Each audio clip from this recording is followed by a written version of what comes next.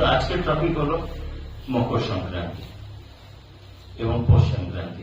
আমরা ছোটবেলায় জানেন আপনারা সবাই, আমরা সবাই অপেক্ষা করতাম কবে পৌষ সংক্রান্তি আসবে, কবে আমরা পিঠা খাবো, কবে তিলের লাড্ডু খাবো এবং ঘুড়ি উড়াবো। আপনারা করেছেন কিনা জানি না, আমরা তো ছোটবেলায় অনেক খেলা করেছি এই নিয়ে। পৌষ সংক্রান্তিতে পৌষ সংক্রান্তি শুরু হয়ে গেছে, হ্যাঁ শুরু হয়ে গেছে, কবে আসবে পৌষ সংক্রান্তি, কিন্তু তাতে কি হয়, তার মহত্বটা কি, এইসব আমরা কিছু জানবো। আমাদের মেন ছিল যে পৌষ সংক্রান্তিতে খেতে পাবো, আমরা ভালো ভালো খেতে পাবো। তো পৌষ সংক্রান্তি কে মকর সংক্রান্তি কেন বলা হয়? পৌষ সংক্রান্তিকে মকর সংক্রান্তি কেন বলা হয়? পৌষ মাস এবং অঘ্রাণ মাস, পৌষ শেষ পৌষ সংক্রান্তি, অঘ্রাণ শুরু, দুইটার যে মিডিল পয়েন্ট, সেন্টার পয়েন্ট, সেই পয়েন্টটাকে বলা হয় যখন সূর্য মকর রাশিতে প্রবেশ করে এবং উত্তরায়ণ দিশায় সূর্য প্রস্থান করেন, তখন সেটাকে মকর সংক্রান্তি বলা হয়। এবং আজকের দিন থেকে বসন্ত ঋতু শুরু হয়। পৌষ সংক্রান্তির মহত্বটা আপনাদেরকে একটু বলে দিচ্ছি। এর আগে একটা একাদশী আমরা করেছিলাম অমৃতের ব্যাপারে। ক্ষীর সাগরের অমৃত নিয়ে রাক্ষস আর দেবতার মধ্যে লড়াই শুরু হয়।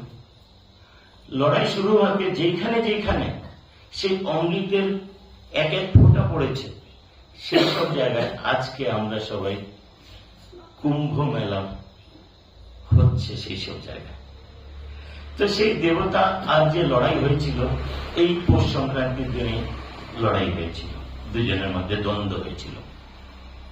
দ্বিতীয়, যশোদা মা যখন বাচ্চা হয়েছিল না, তখন উনি তপস্যা করেছিলেন যে আমি কৃষ্ণকে জানি পাই, এই পৌষ সংক্রান্তির দিনে।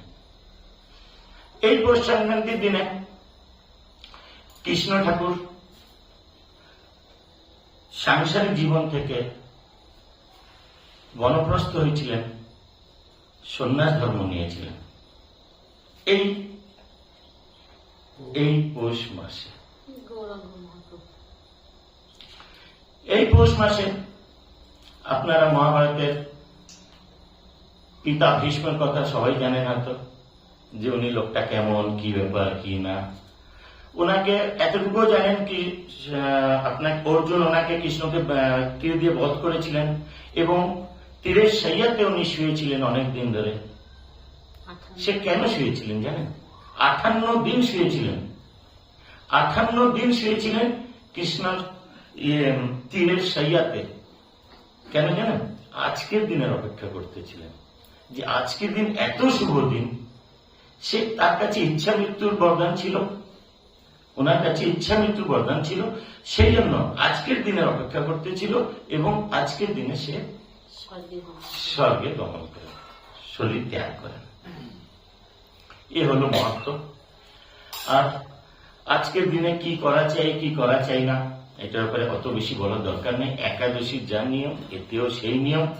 ঠাকুরকে তুলসীপত্র অর্পণ করবেন, ভালো ভালো ভোগ নিবেদন করবেন এবং আজকের দিনে তিলের গুড়, তিল গুড়ের এবং পিঠা, দুধ দিয়ে তৈরি করা পিঠা, এসব যত ভালো ভালো জিনিস আজকের দিনে ঠাকুরকে নিবেদিত করা চাই এবং এই বাহানায় ভোগ নিজেও গ্রহণ করা চাই। দ্বিতীয় কথা, আজকের দিনে ভাগবত পাঠও করা চাই, কৃষ্ণ আপনার কীর্তন করা চাই। এতক্ষণ যে কীর্তন হলো আমাদের, কীর্তনও করা চাই, খুবই ভালো হয় আজকের দিনে। এবং আজকের দিনে ব্রাহ্মণ, বৈষ্ণব এবং ভিখারীদেরকে ভোজনও করা চাই। আর সবথেকে উত্তম আজকের দিনে কি জানেন? দান করা। দানের চেয়ে বেশি পুণ্য আজকের দিনে আর কিছু নেই। সেটা বলে না, তিল দান করা, গুড় দান করা, মানে মিষ্টিকে নেওয়া। আজকে আমি তিল আর গুড় আপনাকে দিচ্ছি, তার মানে এই হলো আপনার কাছ থেকে মুখের মিষ্টিটা আমি নিচ্ছি, যে কথার বলি যে মিষ্টি, সেই মিষ্টিটা নেওয়া, তিল আর গুড় দান করা, সাথে অন্ন দান করেন এবং পয়সাও দান করেন আজকের দিনের মতো। এবং কি করা চাই, কি করা চাই না, আজকের দিন থেকে আপনার পশ্চিমবঙ্গের কলকাতা থেকে 108 কিলোমিটার দূরে আপনার গঙ্গা নদীর গঙ্গা স্নানে গঙ্গা যাত্রা আজকে থেকে শুরু হয়। আর সেখানে কপিল মুনির আশ্রমও আছে, সেখানে অনেকজন যায়, প্রায় পার ডে, এক মাসে সে এখানে গঙ্গা স্নানের থাকে প্রস্তুতি। পার ডে প্রায় 50 লাখ লোক ওইখানে গঙ্গা স্নান করতে যায় গঙ্গা মেলাতে। এবং আমাদের ইলাহাবাদে 12 বছর পরে কুম্ভ যাত্রা হচ্ছে, তাতে কুম্ভ মেলাতে আমাদের বড়গাঁও একজন নিবাসী, এখানকার জামাই বলা হয়, তার নাম হলো বিদ্যুৎ প্রভুজি, উনি গেছেন এবং আজকে এখানে পৌঁছাবেন। তো সব থেকে বড় কথা, আজকের দিনে গঙ্গা স্নান না পেলে, না করতে পারলে আপনি ঘরে গঙ্গা গঙ্গা বলে 3 বার করে স্নান করেন। যতদূর চেষ্টা করবেন, হ্যাঁ পয়সা আছে, সুবিধা আছে, ঠিক আছে গেলেন, না হলে না। এই সংক্ষেপে আমি এতটুকুই বলে দিলাম। আর বেশি বললে হয়তো আপনারা তো রেগে যাবেন যে বেশি কথা বলে। তো একটা প্রসঙ্গ বলে দিচ্ছি। কালকে প্রভুজি আমাকে ফোন করেছিলেন সন্ধ্যাবেলায়, তো তখন কোন একটা রাত্রিকালীন ক্রিকেট হয়, তো আমরা সব বসেছিলাম। তার মধ্যে একজন বলল যে কার ফোন? আমি প্রভুজির ফোন, কালকে বলবেন যেতে বলছে কিছু সংক্রান্তির ব্যাপারে কিছু বলতে। তাহলে ভণ্ডামি ছাড়ো তো, এর আগে তো কোনো সময় এসব চলতো না, এখন আবার কিসের ভণ্ডামি?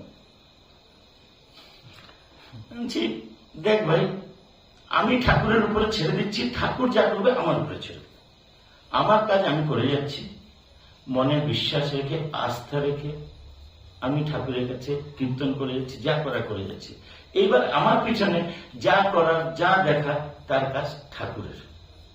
এবং তোমার এই প্রশ্নের উত্তর আমি কালকে প্রবচনে দেবো, মানে আজকে প্রবচনে দেবো, যে তুমি যে আমাকে এই প্রশ্নটা জিজ্ঞেস করলে তার উত্তর এখন আমি দিচ্ছি। একটা মানুষ ছিলেন বৃন্দাবনে, সে সবসময় মনে মুখে রাধে রাধে, হরে কৃষ্ণ কৃষ্ণ কৃষ্ণ হরে হরে, সবসময় মুখে, সবসময় সে সবসময় চায় যে ঠাকুর কিছু আমাকে আদেশ করুন, ঠাকুর আমাকে দেখা দিন, ঠাকুরের সাথে কথা বলতে চাই। এবং বাকে বিহারী মন্দিরে দিনভর কিছু নাই, ঠিক আছে ঝাড়ু লাগিয়ে দিচ্ছে, ঠিক আছে গোসাইজি বলতে যাও একটু জল নিয়ে আসো, দৌড়ে গিয়ে জল নিয়ে আসতেছে, পোছা লাগিয়ে দিচ্ছে, ফুল এনে দিচ্ছে, তার যা পারে সব। আমার তার একটাই মনের সিদ্ধান্ত, আমি ঠাকুরের সেবা দেব, ঠাকুরের সেবার জন্য যতটা সময় আমি দিতে পারি আমি অবশ্যই দেব। ঠাকুরের সেবাতে আমি পিছনে সরবো না। আর গোসাইয়ের আদেশ মানে ঠাকুরের আদেশ, গোসাইয়ের আদেশ মানে ঠাকুরের আদেশ, তো আমি পিছনে সরবো না। যতটা হয় আমি সব কাজ করব। এরপর আমি সবসময় রাধে রাধে, হরে কৃষ্ণ হরে কৃষ্ণ হরে কৃষ্ণ হরে কৃষ্ণ বলে যাচ্ছে, কাজ করে যাচ্ছে। কারোর সাথে দেখা হলো, কথা হলো, তো ঠাকুরের উদাহরণ নিয়ে তার সাথে গল্প করে নিল। এমন সময় আসছে একদিন তার মেয়ের বিয়ের ডেট ফাইনাল হয়ে গেছে, বিয়ের ডেট ফাইনাল হয়ে গেছে তার মেয়ের। এবং সেই দিনে আগে ডেট ফাইনাল হয়ে গেছে মন্দিরে ভান্ডারা, সেই ডেটে মন্দিরে ভান্ডারা আছে, দিন ভোর ভান্ডারা হবে।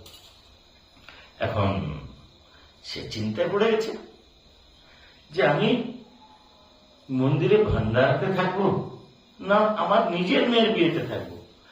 আর গোসাইজির আদেশ যে তোমাকে এই ভান্ডারাতে পুরো কাজ সামলাতে হবে, তোমাকে এই কাজ সামলাতে হবে, এছাড়া আর কেউ করতে পারে না, এটা তোমার উপরে দায়িত্ব থাকলো। সে বলে তার দায়িত্ব মানে ঠাকুরের দায়িত্ব, ঠাকুরের কথাকে আমি কিরকম ফেলাবো? এখন আমার মেয়ের বিয়ে, আমার মেয়ের বিয়ে, সেটাও আমি কিরকম পিছনে সরবো? বড় চিন্তায় পড়ে গেছে। কি করা যায়? যাক, ঘরে যাই, বউকে একটু বুঝিয়ে টুঝিয়ে বলবো, একটু রাগারাগি হবে, মানে কিন্তু আমার হচ্ছে আমার মেয়ের বিয়ে, আমার মেয়ের বিয়ে ছেড়ে আমি ভান্ডারতে যাবো, এ কিরকম সম্ভব? মানে সে একবারে কনফিউজ হয়ে গেছে যে এখন কি করাচ্ছে না। হিম্মত করে সে তার বউকে বলার জন্য মন্তব্য নিল, কনফিডেন্স, নিজে কনফিডেন্স বানিয়ে বললো যে এরকম ব্যাপার, গোসাইজি বলেছেন যে ভান্ডারা আছে, তোমাকে ভান্ডারা সময় দিতে লাগবে।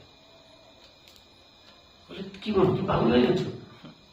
তুমি পাগল হয়ে গেছো? তোমার মেয়ের বিয়ে আর তুমি যাচ্ছ ভান্ডার? আরে আজ নয় তো কাল ওইখানে পূজাতে ভান্ডার হবে, ওখানে চলে যাবে, ভান্ডার দেবে, করবে। ও তো আজ নয় কাল, কিন্তু মেয়ের বিয়ে কি রোজ দিন হবে? ও তো একই দিন হবে। তুমি বললে কিরকম হবে? সে তার চিন্তায় পড়ে গেছে। ঠিক আছে, থাকবো মেয়ের বিয়েতে। ঠাকুরকে গিয়ে মাপ চেয়ে নাও। ঠাকুরকে মন্দিরে গিয়ে পরের দিন মাপ টাপ চেয়ে নিল যে আমি আসতে পারবো না, আমাকে মাফ করে দাও, আমি আমার মেয়ের বিয়েতেই থাকবো, তোমার ভান্ডারাতে আসতে পারবো না। Clear.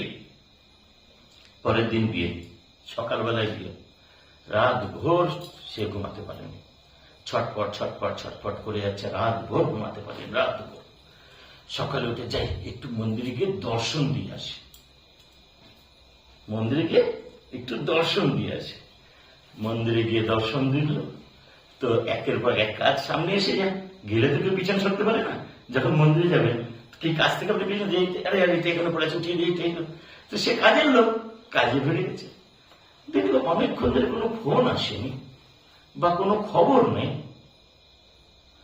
No news good news, no news good news. চুপচাপ সে থেকে গেল, ভালো যা খবর আসেনি না, আমি এখানে কাজ করছি, ওইখানে ওরা সব সামনে নিয়েছে, ওরা সব বুঝে গেছে যে এখানে গেছে আর আসবে না। ঠিক আছে, কাজ করতে করতে সন্ধ্যা হয়ে গেছে, ভান্ডারেরটাতে সন্ধ্যা হয়ে গেছে। সন্ধ্যাবেলায় যখন ঘরে পৌঁছেছি দেখি কিনা মেয়ের বিদায়ও হয়ে গেছে। বিয়ে হয়ে মেয়ের বিদায়ও হয়ে গেছে। ঘরের পরিবেশ একেবারে শান্ত। তার বউ বলে, তুমি আজকে অনেক পরিশ্রম করেছো, আসো তোমার জন্য একটু চা বানিয়ে দিই। এই ঘটনা কিন্তু সত্যি ঘটনা, আমি যত ঘটনা শোনাই সব সত্যি ঘটনা। আপনারা এটাকে বলবেন না যে বানিয়ে বলছে, এইসব পুরো সত্যি ঘটনাই আপনাদেরকে বলতেছে। তখন বলে, তুমি আজকে দিনভর অনেক কাজ করেছো, বসো তোমার জন্য একটু চা এনে দিই। সে বলে, আমি দিনভর এখানে ছিলামই না, আমি যদি কোনো কথা উঠাই তাহলে কথা বেতলাপ হয়ে যাবে, ঝগড়া শুরু হয়ে যাবে। হয়তো আমাকে হিন্ট মেরে বলতে তুমি অনেক কাজ করেছো, তুমি বসো তোমার জন্য চা এনে দিচ্ছি। সত্যিকার চাও এনে দিয়ে দিল।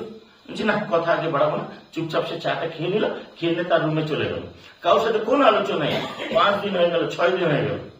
অ্যালবাম আসলো ঘরে, বিয়ের অ্যালবাম যখন আসে তখন দেখে যেই যেই জায়গায় সে থাকার কথা সেই সব জায়গায় সবও আছে।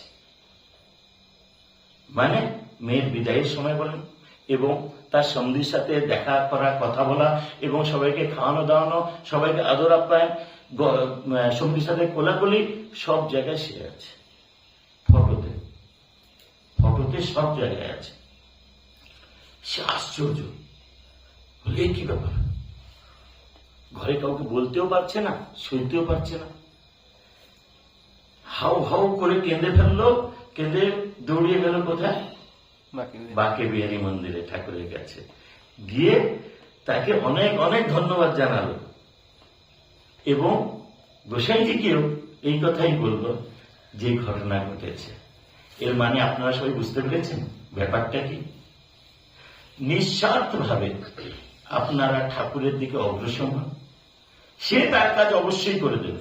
আপনাকে বলতে লাগবে না যে আমার এই কাজটা করে দাও। সবাই মন্দিরে যায়, খালি আমার এই করে দাও, আমার।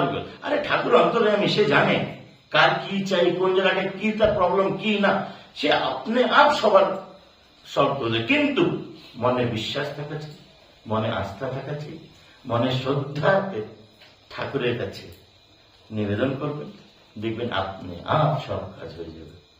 সবাইকে একবার হাত উঠিয়ে বলি, হরে কৃষ্ণ কৃষ্ণ কৃষ্ণ হরে হরে, হরে রাম রাম রাম হরে হরে।